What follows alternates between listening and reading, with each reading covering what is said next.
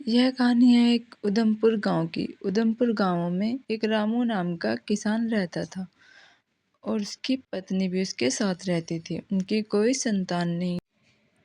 रामू अपनी पत्नी विमला से कहता है, विमला, आजकल मेरी गाय तो बहुत अच्छी हो गई है। भगवान मेरी गाय पर कृपा करे और मैं अपनी गाय के पास जा रहा हूँ। ये कहकर रामू वहां से चला जाता है। तभी उसकी पत्नी कहती है, जल्दी वापस आना, मैं तुम्हारे लिए खाना बना देती हूँ। उसकी पत्नी खाना बना रही होती है। रामू अपने खेत में जा रहा होता है और जाकर अपनी गाय को खूब प्यार करता है और बोलता है, अब तो मेरा गौशाला बहुत बड़ा हो गया है और अब तो मैं खूब दूध शहर में बेच कर आऊंगा और अब मैं अमीर हो जाऊंगा। ये कहकर रामू अपनी गाय को चाय पिलाने लगता है और एक तरफ रामू अपनी रूपा गाय को देखता है। रूपा गाय को देखकर रामू बोलता है, रूपा, तुम्हें क्या हो गया है? आज तो तुम शांति से बैठी हो। मुझे देखकर मेरे पास भी नहीं आई। न जाने आज इतनी उदास क्यों हो तुम। चलो, मेरे साथ तुम भी चाय पी लो। ये कहकर रामू उसे उठाकर घर चला जाता है। रामू रास्ते से जा रहा होता है, तभी एक बुढ़िया रामू को आवाज लगाती है, रामू, यहाँ आओ, मुझे तुमसे कुछ बात करनी है। मेरी बात सुनो। तुम्हारी गाय तो बड़ी अच्छी हो रही है। एक गाय से तुमने इतनी सारी गायें ले ली। तुमने तो गाय का भंडार खोल लिया है। हे भगवान, इतनी सारी गाय का तो क्या करेगा? तो जल्द ही अमीर हो जाएगा। अरे माँ, कैसी बातें कर रही हो? तुम मेरी गाय को नजर मत लगा देना। मेरी गाय, मैंने बहुत मेहनत की है तब जाकर मेरी इतनी गाय हुई है। और भगवान के लिए मेरी गाय को नजर मत लगाओ। ये कहकर रामू वहां से चुपचाप निकल जाता है और बुढ़िया की एक नहीं सुनता। रामू को इस बात का बहुत ज्यादा दुख था। रामू ये सुनता सुनता अपने घर तक आ जाता है और बोलता है, राधा, तुम जल्दी जाकर मेरे लिए चाय लेकर आओ और मैं चाय पीकर फिर से शहर की तरफ गाय के लिए चारा लेने चला जाऊंगा। वैसे भी आजकल सबको मेरी गाय का कुछ ज्यादा ही दुख हो रहा है कि मेरी गाय बहुत ज्यादा हो गई है। ये कहकर रामू वहां से चला जाता है। उसकी पत्नी कहती है, अरे तुम टेंशन क्यों लेते हो? सब कुछ करने वाला ऊपर वाला है, जो वो चाहेगा वो होगा। ऊपर वाले की मर्जी के बिना कुछ भी नहीं होता और तुम टेंशन मत लो।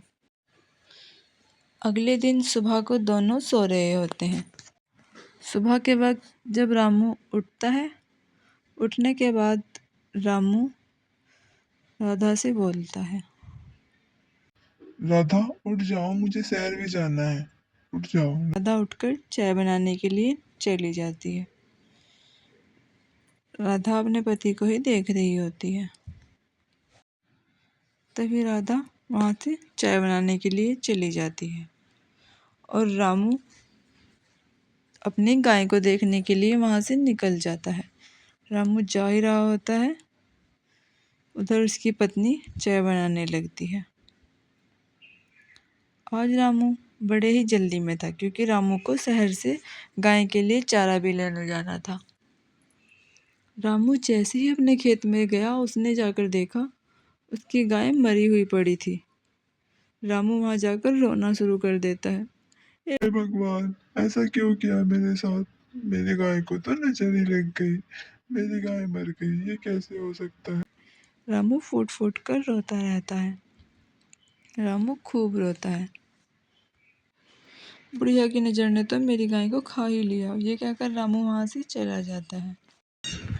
तभी रामू अपने खेत से वापस घर जा रहा होता है। उसे एक चिड़िया बोलती, रामू, तुम्हें क्या हो गया? रामू, आज तो तुम बड़े ही उदास हो। तुम बहुत परेशान नजर आ रहे हो मुझे। तुम्हें क्या हुआ, बताओ मुझे। रामू रोने लगता है। रामू काफी देर तक रोता है और बोलता है, चिड़िया रानी उससे बोलती है, रामू, ये जीवन है, इसे आराम से जियो, सुकून से जियो। तुम इसकी फिक्र मत करो। तुम कहो तो मैं तुम्हें बहुत कुछ दे सकती हूँ। राम बोल, तुम मुझे क्या दोगी चिड़िया रानी? तुम्हें पता है मेरी गाय मर गई है, जिससे कि मेरे सिर पर बहुत कर्जा हो गया है। अब तो सेठ मेरा घर बेच देगा। अब मैं कहाँ रहूंगा अपने बच्चों को लेकर। मैं तो बर्बाद हो गया। अब मैं कहाँ जाऊं? चिड़िया रानी, तुम ही कुछ बताओ मुझे। रामू, तुम फिक्र मत करो, तुम मेरे साथ चलो। आज मैं तुम्हें बिल्कुल अमीर कर दूंगी। तुम जो मांगोगे वो मैं तुम्हें दूंगी। चलो तुम मेरे साथ चलो। रामू चिड़िया के साथ चला जाता है। चिड़िया रामू को लेकर चली जाती है। रामू सोच रहा होता है ये चिड़िया मुझे क्या दे देगी, लेकिन फिर भी रामू चिड़िया के साथ चला जाता है। चिड़िया रामू को एक नई जगह लेकर जाती है।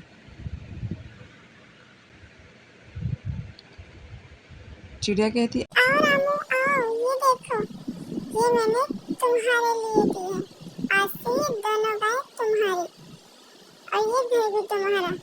इसी घर में रहो और अपनी गाय को भी यहीं रखो। रामू ये सुनकर काफी खुश हो गया और रामू बोला, चिड़िया रानी, तुम बहुत अच्छी हो। तुम्हारा बहुत एहसान है मुझ पर, जो तुमने मुझे इतना बड़ा अमीर कर दिया।